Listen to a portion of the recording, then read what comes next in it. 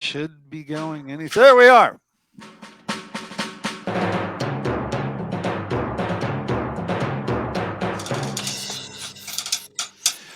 Hello, everybody. I am Bart Robley, and you are on Drummers Education Connection with my good friend Rick Stojak. Jeremy and Chip could not be with us today. Rick's multi-pad sounds way better than my desk. My desk doesn't sound nearly as good as his multi-pad. Today we have a very special guest on, and it's is Robert Slack. Robert is the Pacific Symphony Orchestra principal percussionist. This show is going to be so different. I think the closest show that we've had to this is maybe Jim Royal back east with Jim Royal Percussion, where he does all kinds of pan drumming. So this is going to be a great interview. Before we get started, we want to do our normal kind of housekeeping stuff. If you want to, contribute to the show on Patreon, you can do that. Helps us pay for all the bills here, just with the website hosting and all that sort of stuff. So if you want to be a Patreon to deck, that would be fantastic. Robert, thank you for joining us today. Thanks for having me. Happy to be here. Hopefully we'll be able to share some information that people will find helpful. Oh, that's fantastic. I met Robert like 1,000 years ago. I used to ride my dinosaur over to Fullerton College. Long time ago, man. Time ago. Robert was a teacher at Fullerton College when I went there, and I studied with him and Matt Johnson. And he was a teacher of mine back in the day. And so I wanted to get him on and get his perspective, or get you on and get your perspective, Robert. I don't mean to talk like you're not here.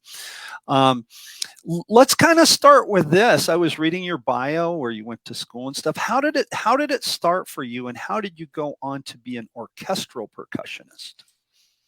Well, I started out as a drummer, and I wanted to be a jazz drummer. Mm-hmm. And my father was an elementary school band director. Oh. And yeah, he was like, "You'll starve to death." And so I thought about that. Right. No. Yeah, I actually started on the violin. And then I got involved with drums. I heard a Gene Krupa record, and I was like, I got to do that. So, and then later drum and bugle corps I was involved with. And so my father took me to an orchestra concert, and I thought, okay, well, they get paid. I'll try that. How hard could it be? And so that's what happened. Right? That's amazing. And where were you? And where were you located? Where did you grow up at? This is Eastern Long Island, New York. There you go, Rick. Another East Coast guy. Another East Coast. I'm a Connecticut boy, but I'm down in San Diego now. Okay. Yes. Okay. Yeah, I was not far from. There was a drum center, the Long Island Drum Center, and Dom Famularo. Yes. He did a clinic at my junior high school, and of course, my brain just exploded. That was the greatest thing ever. Right. And I had a really great teacher, Gary Hodges, who was still there in Stony Brook teaching. And he also taught Joe Pereira, who's the timpanist, principal timpanist of the LA Phil, and Matt Strauss, who plays in Houston Symphony. And so he was really key, among others. But in early, Gary was great. That's fantastic. Dom's been on the show, and I studied with Dom online a little bit, and just what a positive ball of energy that man is. So that's great. So there's another Dom Famularo connection. That's amazing. Another stretch of Dom's reach and how he's influenced the drumming community in a positive way. Exactly. Oh, yeah. He's amazing. I mean, it was a game changer for me to see that clinic. I'll tell you. And this was early, when he just started doing them. He would go to the local schools. Mm-hmm. Yeah. That's amazing.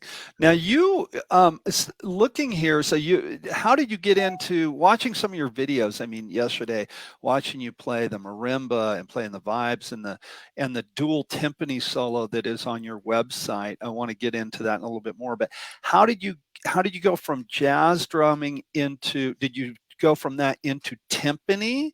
Or did you decide, okay, I want to learn keyboard and I want to learn marimba and vibes and xylophone? What was the first step there? Well, Gary Hodges was really helpful, and he started me on marimba and timpani, multiple percussion. You know, his students would do all the solos in New York State solo competition where you get adjudicated to get into all state. There was a summer program called the New York State Summer School of Orchestral Studies. And I went to that. And then we met the guys from the Philadelphia Orchestra who were the coaches. And then I started really thinking, and I had friends who, you know, were going to music conservatories. And I had a friend who went to SUNY Purchase. So I started out there. And boy, it's like but SUNY Purchase had a program where you could study with anyone you wanted and they would pay for it. Oh, wow. Yeah. Oh, yeah. You know, I went there and I studied with Chris Lamb, who at that time had just won a position with the Metropolitan Opera Orchestra, which was a big deal. I think he was 23 and I was 17. Wow. And I would go to the city from Purchase, which is just north of the city, take the train in, have my lessons backstage at the Met. And you know, he was like, the thing to do is to win an orchestra job, and then you get tenure and you've got a job for, you know, some security. And so I followed his path. Wow, that's amazing. You once told me, I don't know if you remember this, but I had called you one night. We had reached out to you and we talked on the phone, and you were talking to me about orchestral stuff. And I, you know, being a knucklehead, I was like, well, how do I audition? You know, and you said to me, your exact words, I'll never forget. You said, you have to be groomed for that. You have to be groomed for that as a young child, as a kid, to even audition for, and you have to be invited to audition for an orchestra. Talk to us a little bit about that. How do you, because I was looking at your website, you have young kids that you are grooming, and how do you groom them and then get invited to audition? How does that happen? How does one prepare for that? Okay. Well, you know, with students, it's okay if they don't want to be professional musicians. You know, I do have a lot of students that are just, you know, they want to get into Harvard or whatever it is, and they, you know, they want to be a well-rounded person. And the things we do in lessons sometimes are geared towards just learning how to learn, you know. But there are students that decide, okay, I'm going to go to a music conservatory. I want to get a job in an orchestra. And I've had Joe Petrosic, who I taught all through high school. He is now principal of the Atlanta Symphony. And I've had other students, Corey Ritter, who was a Fullerton College graduate, and he's principal in Fresno Symphony and Arizona Opera. He also plays in the Riverside Symphony, he plays with us. Some of those students are, you know, some students are really focused on that. And if that's the case, then, you know, getting into a good school, getting the right teacher who has a track record of successful students winning auditions specifically, because that's a whole skill. So, you know, you want to be working in a sort of a brain trust where you're with people that are taking auditions that are, you know, so you go to college, you get with a good teacher, you get in an environment where, you know, okay, the goal is, and, you know, USC is really hot right now. So that's a really great school to look at. And Colburn as well, if you're looking in LA area. You know, so you're around people that are doing that. And then you know, you graduate, or, you know, you just start auditioning for summer festivals and then smaller jobs and whatever comes up. And you kind of get on the audition circuit. Okay. So is it an invite circuit, or is it something that sometimes people do apply for? what happens is, well, in the old days, they had the International Musician, which is if you join the Musicians Union, you get this paper. It's like a newspaper, and it'll have all the auditions in the back. And you send in your resume, and if they like your resume, then you can go to the audition. Or sometimes they ask you to make a tape. Like I had to make a tape for the Pacific audition. Oh, really? Yeah. And so, my tape got accepted. I took the trip out to the audition. And if you're talking about a professional orchestra, usually it's screened and you get a number. So you pick a number from the hat and you do it in rounds. So there might be 10 people in a round. There might be 100 people at the audition. And so you play in groups of 10 behind the screen, numbered. They give you repertoire to prepare in advance. You play your thing, and then there's a committee of orchestra members that vote on whether you advance to the next round. Wow.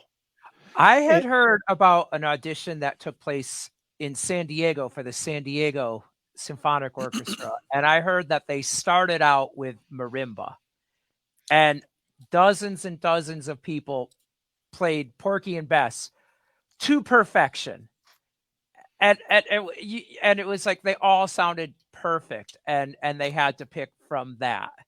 And is that common where you're starting off with that and then timpani before you ever even get to the snare drum round, or how does that work? That's really interesting. Generally, first round you can do all mallets because it's simpler. You don't have to deal with the logistics of setting up a snare drum, or they need three instruments. And so that's a good way to knock people out, because if they miss some notes or they have rhythm problems or whatever it is, you can toss them out. And it's, because it's a process of elimination. Mm-hmm. So doesn't each player have to nail everything? All of the instruments? I mean, what if you're the greatest timpanist, but you can't play mallets? Okay, that's really, really great. As a musician, this is kind of a different thing, but my goal is to sound like a specialist on whatever I'm playing. Right. Yes. So on the audition circuit, man, you cannot go in and be like, oh yeah, I'm a mallet player, and not play snare drum well, or not play accessories well, or if timpani's on the audition, you are going to get eliminated if you have a weak area. Yeah. Really? No kidding. Okay. So do they ever give you sight reading in these auditions? That was going to be my question. That can happen. I did a military band audition. Military bands, the premier military bands, the ones that are full-time jobs where you just go in and all you do is play in the band, like the Marine Band, the President's Own in DC. Right. A lot of sight reading on those auditions. They can throw you sight reading. It's certainly often on the list. Sometimes it's a known excerpt. Other times it's, something you've got to read.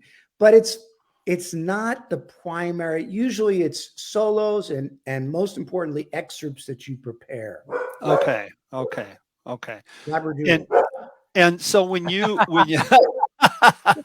so when you do prepare, so you'll have a timpani piece prepared, a mallet piece prepared, a snare drum piece prepared, and we'll get into drum set in a moment for orchestral, and drum set piece prepared, or do you know what you're going to play because they've given you the list? Have all of these prepared? They give you the list. Okay. Yeah. Okay. So there might be like 5 xylophone excerpts, 5 Glock excerpts, Right. 3 or 4 tambourine excerpts, triangle excerpts, cymbal excerpts, vibraphone excerpts. If they're looking for someone to play timpani, there'll be timpani excerpts.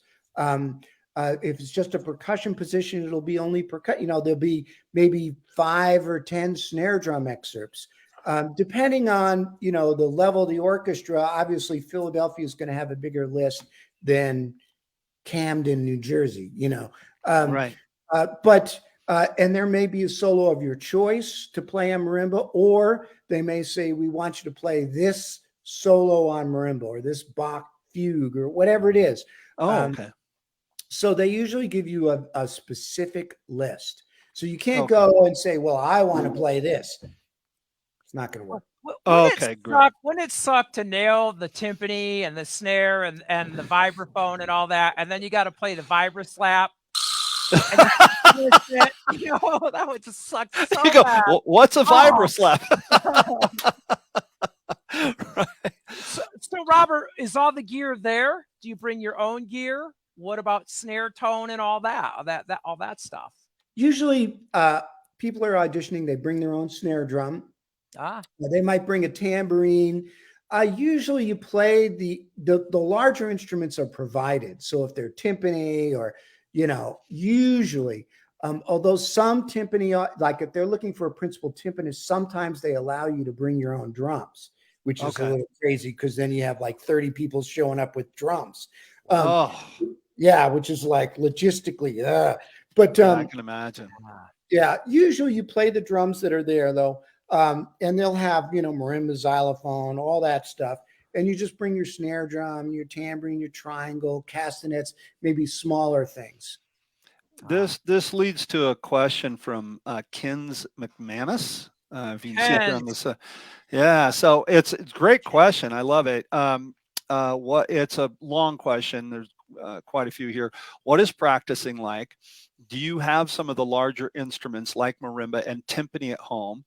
Are there special rehearsal spaces that have everything you need? Can you practice on the ones owned or used by the group? So there you go. You got a whole slew of stuff to answer.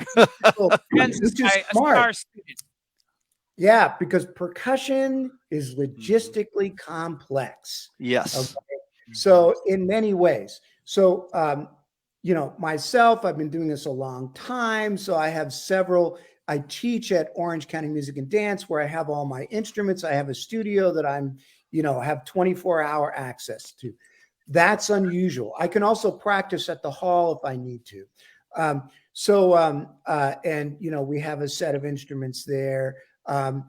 Some people, like there's California Percussion in LA. They have like a membership kind of a thing where you can pay a monthly fee and then access a practice room with all the instruments in it. Oh, okay. Yeah, obviously when I was in college, the instruments were there and I would practice there. They'd have, either rooms you could assign out or, some orchestras allow you to practice if you're a professional, at the hall.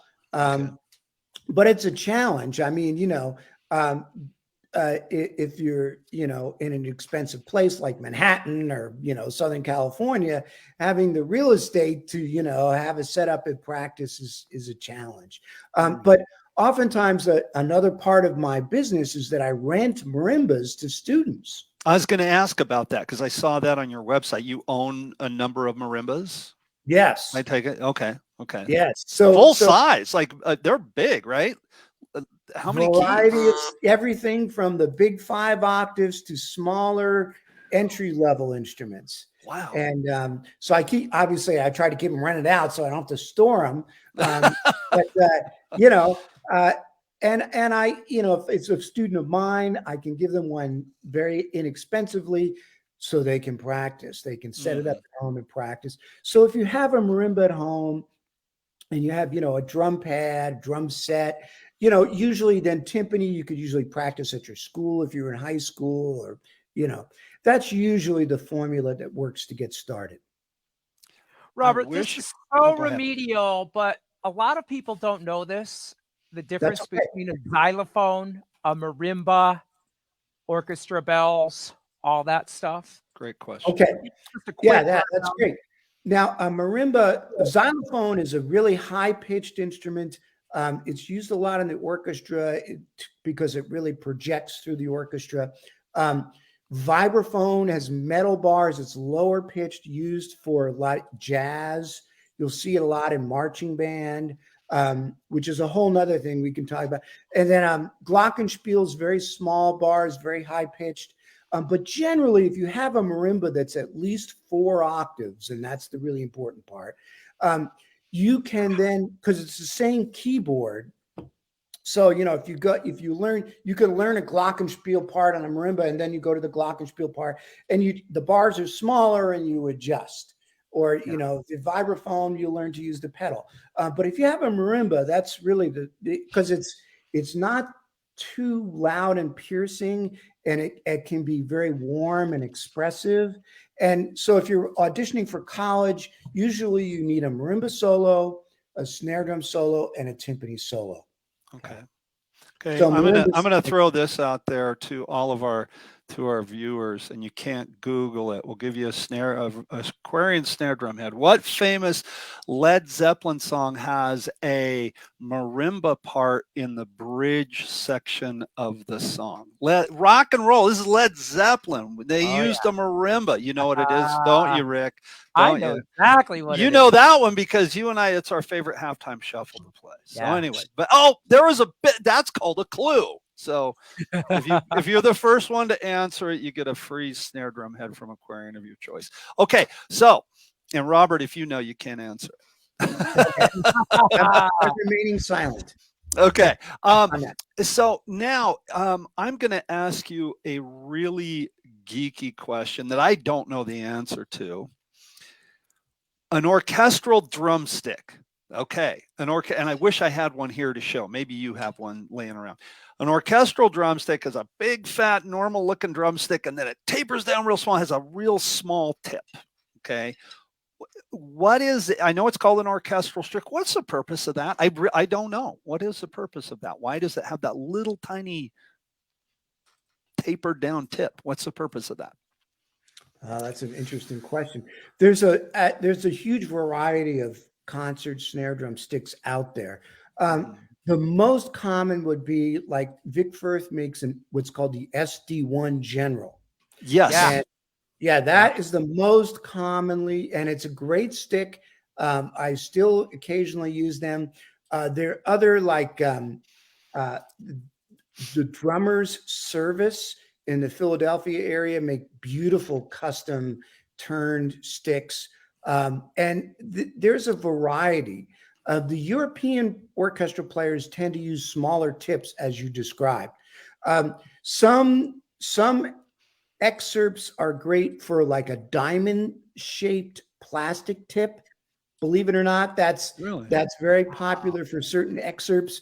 Other sticks like the Tim Jennis Vic Firth stick, it's a general, has a larger bead. So there's a variety, but generally they're bigger and heavier than what most people use for general drum set playing. And it gives you a fuller, bigger sound when you need it. Okay. Because sometimes you have to play loud. And then, the weight, sometimes you can just use the weight of the stick if you're playing soft. You don't have to really work. And so so you can get a soft sound, but it's also full, Okay. Yeah. Great. Is anyone just using, hey, give me a pair of 5As? Not a lot. Usually orchestral players get really fussy about that stuff. Although, you know what? If you can play, you can use a 5A or a 5B and sound great. I mean, it's not like the stick is going to, you have to be able to play. And if you've done the work and you've studied and you've practiced, you could make any stick work. Well, so Robert, who's the judge at the audition? Is it the conductor? Is it the first chair? If you're adding one percussionist, have you ever auditioned people as first chair? Okay, that's an interesting question. If there's an official opening in the orchestra, and actually I'm going to be on the committee for one of these tomorrow. It's fourth. Oh, wow. Yeah. And it's 2 days of auditions. They've got blocked out. So there's a committee of orchestra members. So you might have 5 or 6 people that are on the other side of the screen, and they'll vote on whether you advance. So there's usually 3 or 4 rounds. So you might start out with like 60 people. You get it down to 30, down to 10. and then down to like maybe 5. And at that point, the music director comes in, and they can outvote the committee if they want to. So the committee kind of narrows it down, but usually the music director makes the final choice. Okay. Interesting. And Bart, let's audition tomorrow. Come on. Okay. How are your horn tops? Yeah. Exactly. We could. I've made a fool out of myself all over the place. I can do. You need any double kick? Yeah, exactly. So when you say behind the screen, it's literally like you can't see the judges. Are you correct? Really? No kidding. So you sometimes the screen comes down in the final round. Wow. Oh, wow. No kidding. Wow. Yeah. That's got to be phenomenally intimidating. Just knowing that there's somebody behind there listening to you. That's got to be, is it done to kind of mess with one's head a little bit? I mean, psychologically? As theoretically as fair as possible. Oh, okay. Yeah. Yes. So, the idea is to pick the best player and to eliminate any politics or, because sometimes you have people auditions that have played extra a lot. They know everybody, or, any other possible bias to try to eliminate any of that and just get down to the music. That's the idea. It's not a perfect process, but also part of this process, when you do have a winner, there's a tenure process. So they have a year or two to play with the orchestra, and the music director will decide whether that person's going to be granted tenure or not. Oh, man. Really? So sometimes people don't get tenure. So they don't get tenure sometimes. Yeah. That's right. So how many hours are people practicing who are in this circuit? I've heard of violin players, they're practicing 6 hours a day. 10 hours a day, whatever it takes for you, and it's of course cumulative. So you've had, many years of prep for this stuff. But when it comes to, if I was taking an audition, I'd be practicing 8-10 hours a day. You're doing mock auditions. So you're simulating the experience of the audition. Some people do push-ups or run around the block. Some people take beta blockers. There's a whole thing. You can videotape. I used to record all my auditions. So I would do a mock audition at least once a day. And I would analyze everything that I played. I would play it for colleagues, friends, other musicians, get all kinds of input to try to refine the thing. And you just keep taking them until you get one. Yeah. I would need so much coffee. Oh yeah, totally. I was thinking the same thing. Lots of coffee. Okay, I'm looking. I'm on your website now, Robert, and I watched all of these videos yesterday. I want to ask you a couple of questions. Okay. All right. So the first one that I want to talk about the snare drum solo that you play, My Friend Norman. Yeah. Some of these pieces of music are so.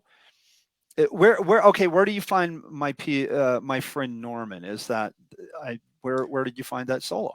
That's in a book called 14 Modern Contest Solo by John Pratt, Pratt, and it's the last solo in the book. It's a great book of rudimental solos. It's like sort of like if you've run into any Wilcoxon. Yeah. I was going to say like Wilcoxon. Yeah, it's like the Wilcoxon stuff. Yeah. That's what I was going to ask, because Jeremy, our colleague here on deck, he turned me on to the Wilcoxon book, and I've been Paradiddle Johnny and all those are great solos. There's so much fun to like try to play it, then try to swing it, then try, that's just fun stuff. That's fun stuff. So, okay, great. I just looked it up on Google for anybody watching live right now. I'll put a link to that in the comments. So if you guys want to, check that out, you can. Dave Lewitt, by the way, says hello. Robert, do you know? You obviously know Dave. Yes. Yeah. Yes. Great player, really great drummer. Yeah. Oh yeah.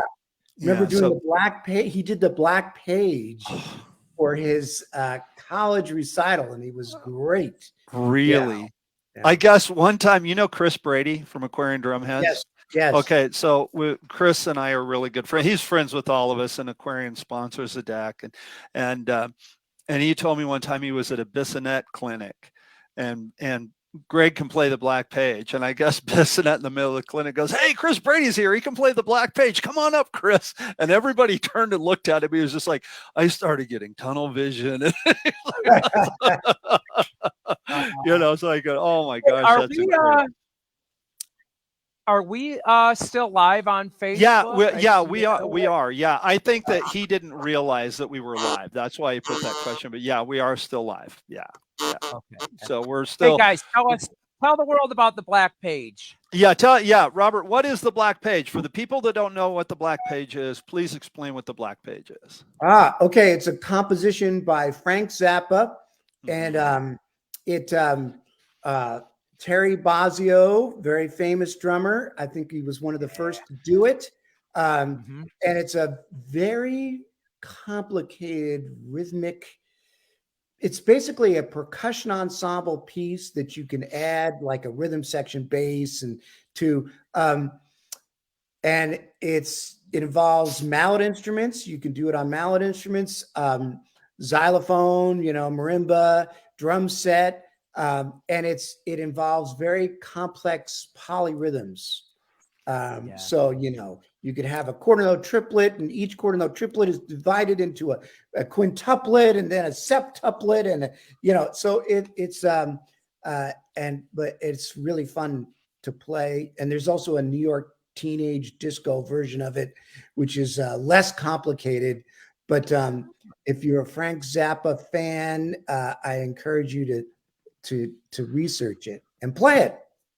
That's great. I had the great opportunity to study with Ralph Humphrey for a little while, and he was a great man. And yes. Did you study with him? No, I worked with him a little bit. Yeah. Did you? Yeah, he was a polyrhythm master, man. Oh my God, he was. Yeah, and I did a gig one time with a timpanist, and I'm racking my brain the whole show trying to remember his name, and I can't remember it. And he was this lady, Esther Wu. She's a violin player, and she had hired 3 musicians to play with an orchestra, and I was lucky enough to get hired to play drum set. And the timpanist was talking about when he had worked with Ralph, who had worked with Frank Zappa, and talking about playing the Black Page and how cool it was to do that. That's why I asked if you'd ever had that opportunity. So, because people that have worked with him said how great it was. So that's something else. Okay, now on to the next thing on your website. This piece, March for 2 Kettle Drums. Now, in your video, you said that's from the 1600s. That solo? Yeah. Really? Yeah, yes. Where do you find that? Where do you find that stuff? Oh, man, I heard about it, and I think Steve Weiss Music in Philadelphia, there is percussion specialty retailer. So if you're looking for mallets or instruments, or that's a really great source. And music, percussion ensemble music, solo music, all that stuff. It's a really fantastic source. Watching you play that, the dynamics to it were incredible. Watching you do that, you'd play really loud, and then you would bounce the mallet off the drum, and you'd mute the drum with your hand, and it was really something else to watch you do that. Are those all written into the piece? How long did it take to get that together? The dynamics are written into the piece, right? So how loud you play, the muffling is something that an individual player will do at their own discretion, whatever they feel is musically appropriate. Okay. I think I transposed that too, because that was during the pandemic, and I only had certain drums that play certain pitches, so I changed the pitches to make it work on the drums that I had. And, yeah. My website, by the way, needs an updating. The latest stuff is on Facebook, the vibe stuff. I just did a series of 3 videos that are dedicated to Milt Jackson, the great jazz vibe player. So I've got 3. They're also on YouTube with piano and bass. And yeah, that's a whole nother thing. But I need to put those on my website. That's really cool. But hey, Robert. Rick, so Bart, are you done with the? Yeah, you had a question, and I'm okay. and I was going to throw it to you anyhow. Okay, cool, man. Robert, so once you're in your local orchestra, is there like a hierarchy where, hey, I'm trying to build myself up to the big city orchestras, and do they pay better? Is it the goal to get in the LA or New York or Chicago orchestra, or is there like sort of like a pecking order for that, like kind of like in media and news anchors or news reporters always start off in small cities and work their way up to bigger markets? So is it similar at all? Somewhat. Yeah. So question. it depends on, a lot of people, they'll take every audition that comes up. Some people really, that are phenomenal, they'll get into a major orchestra right off the bat. Myself, I had a timpani position on Long Island that I won, and then, it was really part-time. And then I was down in Naples for a while, Florida. That wasn't an audition situation. That was just kind of like a friend of mine that I knew. And then I ended up getting the Pacific thing. So some people are really like absolutely focused towards a top 5 orchestra, but there are different sizes of orchestras, and all cities all over the country have them. So, most decent sized cities have an orchestra that's, probably full time, or at least it's a good gig. There are 2 classifications of orchestras. There's ROPA, which is like regional orchestras, which are part-time. And then there's ICSOM, which are the bigger full-time orchestras. And that has to do with negotiations for salary and benefits. And those are the organizations that handle that stuff. Okay. And the orchestras are privately funded? Oh, that's a good question. Yes. Okay. So is that a taboo question? Is that like a Bart? How dare you ask that? That's a really good question. How does this work? The Pacific Symphony budget is about $23 million a year. All right. Bigger orchestras, you get into LA Phil, and then you're talking about $60 million. Whoa. The Metropolitan Opera in New York, that's over $100 million, So it's now in Europe, you have orchestras that are state funded. So basically tax dollars go to the orchestra, and that's how they fund it. That's their main source of funding the orchestra. Okay. In the United States, it's different. It's basically, private donations, which really it's encouraged by the tax code. So if you're a wealthy individual, they have people that advise you that are wealth preservationists, professional, and they'll say, okay, you need to donate a certain amount of money. And then, that person will choose from different charities about, because technically the orchestra is a nonprofit organization. So in Pacific Symphony, we have there must be at least 70 people that are full-time on the staff, and a good portion of them are in what's called development. And they're involved for developing personal relationships with people who are wealthy that enjoy classical music, and to bring those donations in so that, so the budget is part of ticket sales. And then you have, obviously donations, and then you have things like grants and things like that. And that puts that is what comprises that $23 million budget every year. Okay. We're talking a lot of wine and cheese mixers. That is exactly right. Yeah. You got to give yourself a rim shot there, dude. That was a good one. Yes, so they have a wine auction. There's a big gala every year that, you know, people spend tens of thousands of dollars on just to have a table at. You know, it's a very complicated and a big part of the organization. Well, we should all be grateful for all of the people involved in that, for what they do for society and what they do for culture. Hear, hear.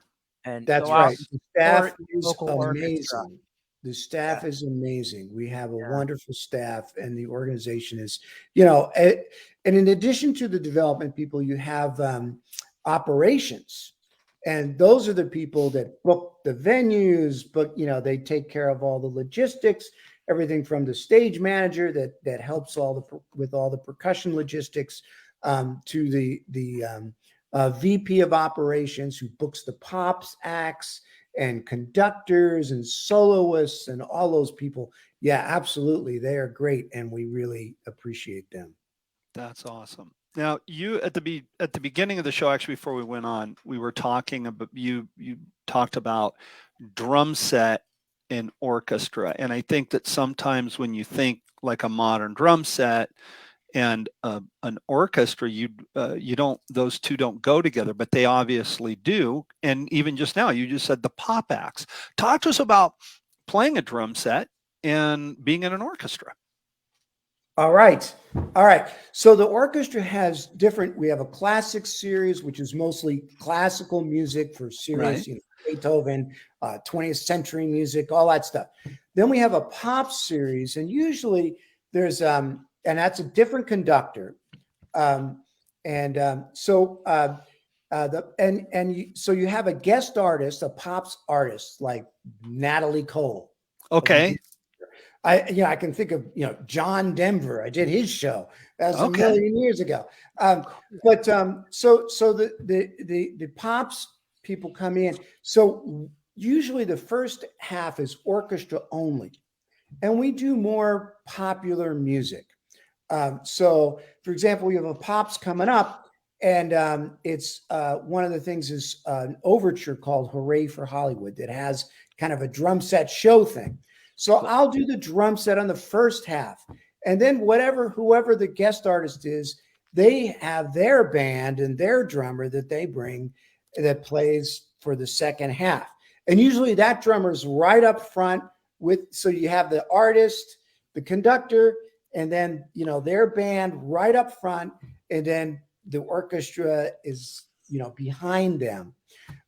So playing drum set in orchestra is challenging because it can be challenging because there's so many people and you've got a time delay to deal with. So if you're playing and the brass are 25, 30 feet away, the conductor's 20 feet away, you know, that's the challenge, is making that work. And so anytime you're working with the conductor, you've got to do like the Vulcan mind meld with that conductor. So you want to be watching them for every single thing that they do. You want to be right with them. And so, you know, I set up so I can see the music and the conductor really well. And I am just watching that every move of that conductor. And so I'm right on it.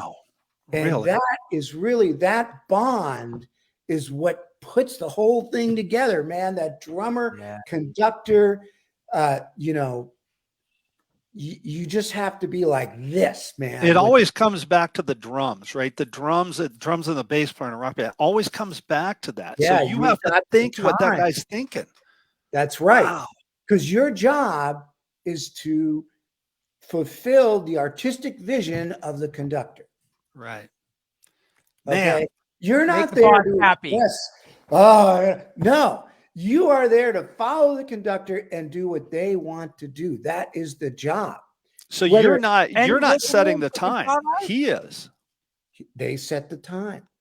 They set the time. You've got to follow it. If they slow down, you slow down. There are tempo changes in the chart, maybe, or like retards or things that speed up or whatever it is. And you've got to be they are telling you what to do, and your job is to follow them. Wow. Robert, is there any window at all to improvise within that? You can set things up. Sometimes there's a little fill here or there, but it's more like what you guys are doing is you're driving a sports car. Yeah. You guys are like, woo, and it's expressive and you can do whatever you want and the band follows you and you set the tempos. I'm driving the Love Boat from the back. I love it. That's the best thing I've ever heard. That's what it is. So you can't be like, woo, I'm going to because everybody's going to get confused. You have to say, okay, we're turning left here to the orchestra. Really clear setups, really, simple, solid time and most importantly, with the conductor. And so everybody knows what's going on and, it's really clear and the time is, Speaking of time, have you ever, or are there ever situations where an orchestra is scoring for film and the conductor actually has used a click? Is a conductor ever used a click? Ever? Good question. Yeah, that's a great question. All right. Sometimes we do films live. So whatever it is, like we did a Disney show for a family concert and the whole thing was on click. So in that case, the conductor's listening to the click. Usually the drummer has a click. Sometimes the whole orchestra, I think everybody had a click for that one. So, and you follow, so all the tempo changes, everything are in the click and you follow the click and the conductor just kind of, that's different. That's where you've got to follow the click. That's something else. Everything. That's another animal. But I've got a question. And when you talked about the Pops thing, it just came to me. The band that I work with, we do a tribute show and it's like our bread and butter. We travel all over with this thing. Now in that circuit, there are some acts that play with the symphonies, right? And and I know some of the guys that do it. And is that, I haven't done it, is when the artists come in, the tribute artists come in to play with the symphony, is that, I can't imagine somebody being completely prepared for that. That's got to be such a different world for them that they hit the wall or they have a incredibly fast learning curve. Have you worked with any of those bands and how challenging is it for the act to adapt to you guys? Okay, that's another great question. Usually when they get to that point, when they get booked by, Pacific, they're going to have charts for the orchestra.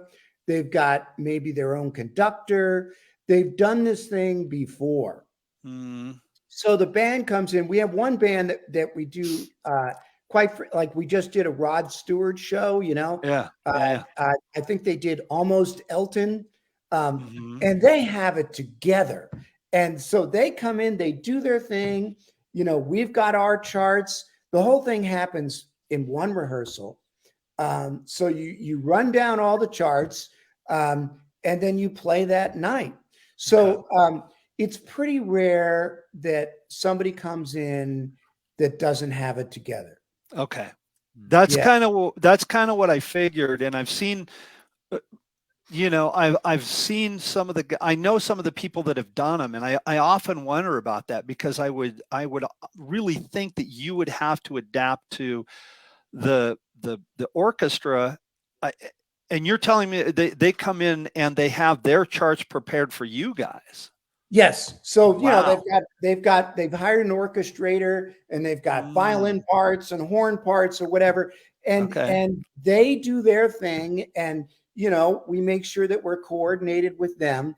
but really it's them. They've got the rhythm section, they've got all the time. The drummer might count things off, or the band might have a click.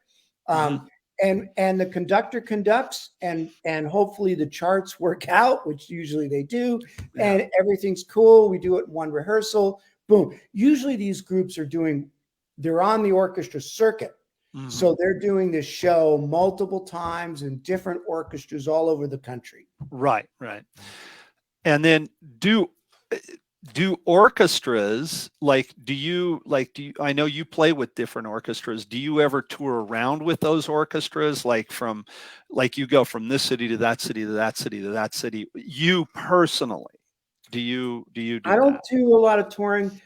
We have done some tours. So like Pacific Symphony, we've been to China, we've been to Western Europe. And the whole orchestra will go kaboom. We did Carnegie in New York. Also, I did a China tour with San Diego. But usually most of our stuff is at Segerstrom, which is the concert hall in Costa Mesa. Sometimes we do the 5 Points Amphitheater or Pacific Amphitheater.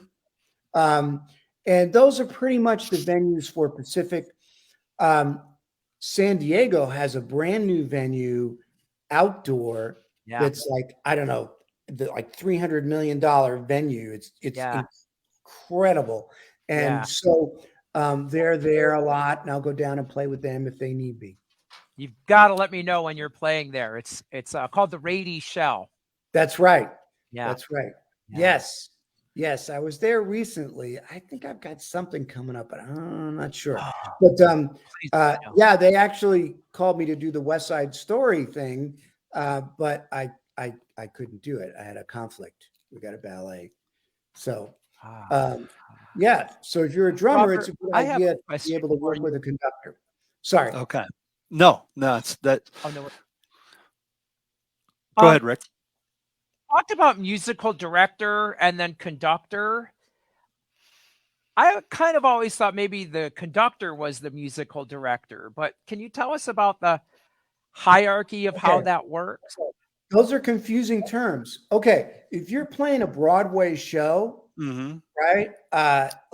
Either in New York or LA or whatever the show is, the person conducting is the music director. Okay, that's a show thing. Now, orchestras are a different animal. The music director is the main classical conductor. So they don't do any of the pops or the family stuff. There are other conductors that do that stuff. The music director of an orchestra, like Dudamel and LA Phil, all he does is the big classical stuff. Other people do the other stuff, but they make all the hiring decisions. They make all of the artistic decisions on repertoire and soloists and all that stuff. Okay. What about who plays what in a percussion section? Like who's going to be on triangle? Okay. That's the role of the principal percussionist. That's what I do. So that's cool. We have a librarian. She sends me the music. I go over the music. I find out, how many players we have. Do we need extra players? What the situation is. And I organize the parts so that everybody knows who's playing what when. And I send it to them in advance, and so they can mark their parts. So when we get into the first rehearsal, everybody knows what they're going to play. And I also send a list of the setup, a diagram of the setup, and a list of instruments to the stage manager so they know, and then if anything needs to be rented, like we have a thing coming up that has all these tuned gongs, we rent those. So, which pitches and where to get them and all that stuff. So when we get there, the large things are sort of in place. We'll take the small things out, and everybody knows what they're going to play, and away we go. Do you if you said who's going to play what, and if you need extra players? So let's say you need an extra snare drum player. Do you call another symphony? You call a drummer from the San Diego Symphony. Hey, we need somebody to come play snare drum. Is that where you pick from? That's a really good question. We use there's a list. In Pacific Symphony, you have to have a list that's agreed upon, and the music director has to agree on the list. They can veto someone if they want, and we've had that happen. But so, you know, it's usually people that I know, that I feel, you know, I can trust to do a good job, and I put their names in, and you know, we've had the same extras, you know, basically the first Extras, 5 people, for years, like 20 years. Oh, wow. Yeah, and they're great. And we all work together as a team. The music director is comfortable with them. We've had people come in and play, and he goes, no. And then you get someone else, like, for the next rehearsal. Wow. I mean, yeah, that can happen. So you have to be really careful. You want someone with experience that really knows, you know, what they're doing, and they can do mallets, you know, accessories, snare, whatever you need them to do, because you can't be doing the assignments and saying, oh no, this person doesn't play snare drum well, so I can't get them this. No, it's got to be someone who can do everything. Wow, no kidding. That's something else. And what might be a reason that the MD says no, they can't, they're not cut out for it? They just didn't play well, or they, you know. Sometimes people don't prepare properly. They don't know the piece. Sometimes he just doesn't feel a connection. There's one person where it's like, yeah, they're just not following my beat. Yeah. They're not, you know, even though the person technically played everything correct, you know, and that stuff's out of your control. I mean, it can happen. It's rare, but it can happen. So Carl's, you know, he knows what he wants, and he's, you know, he's gonna, if he doesn't like something, you're gonna, you know, but for the most part, like I said, we've had the same people for a long time, and we have we all work together. Everybody gets along. It's a team thing. So you got to have, you know, people, you know, you can trust under pressure to get the job done correctly. They know how to work with the music director or the different conductors. You know that they've got not only the chops and the experience, but the personality skills to navigate any situation that may come up. That's a whole nother topic, but the personality skills is a big one that we talk about. Just the dynamic, you know, in my world of being in a band and living on a bus together and not killing each other. You know, I mean, you know, I mean, that's a whole thing in and of itself, you know. So yeah, I get that. Okay, personal question, and then we're gonna I have one question, then we have the most important question of the day that we always ask every drummer that comes on. Do you remember teaching a piece of music called the Red Panthers, and do you still teach it? I do remember the Red Panther. I don't use it. It's a field drum thing, right? It's like a duet or a quartet or something like that. It's a duet. Yes. And it's I should use it more. I haven't used it in a while, but that's a great thing for drummer. You know, it's got a bunch of rudiments in it, and listening and working together. Yeah. Absolutely. I have used that piece of music since you gave it to me at Fullerton College. I have taught that piece of music to so many students. I'm not even going to give a number, but I mean, it's up there. I've taught, and so I will ever hold that piece of music. That makes me happy. Yeah. It's an oldie but goodie. It is. Okay, so now Rick knows what I'm going to ask next, because you're from the East Coast, and this is the most I mean, we ask this of Famularo. You can go watch his. We ask everybody the most important question. Now, what town did you grow up in? Stony Brook, New York. Okay, Stony Brook, New York. Okay, Rick, you want to ask it, or you want me to ask it? All right. Best pizza in Stony Brook, and best pizza where you are now. Where do you get it? Yeah, where do you get it? Oh my gosh. I know. It's best pizza around here is Al's Cafe in Newport. Al's New York pizza is really good. Also, you know, the Whole Foods pizza is really good, I find. Really? New York, boy, Stony Brook. I haven't been there in a while. Mario's? I would vote for Mario's. I think it's still there in the Village. Yeah. That's an important question. And you know, Dom. It is. He's in Port Jeff, which is the next town over from Stony Brook. Yeah. Yeah, he went in deep on his answer too. You got to go watch his episode because when we asked him, man, he went in deep on it. Yeah. Like you know, it's a religion, man. It's a religion. That area breeds drummers. It does. Long Island, I tell you. Yep. So many. A lot of, but you know, it's because there were great teachers on Long Island. Jim Chapin. Yes. Oh my God, I can imagine. Yes, oh, that would be so awesome. You know, Dom, of course, great. You had the Long Island Drum Center, which had a plethora of great teachers.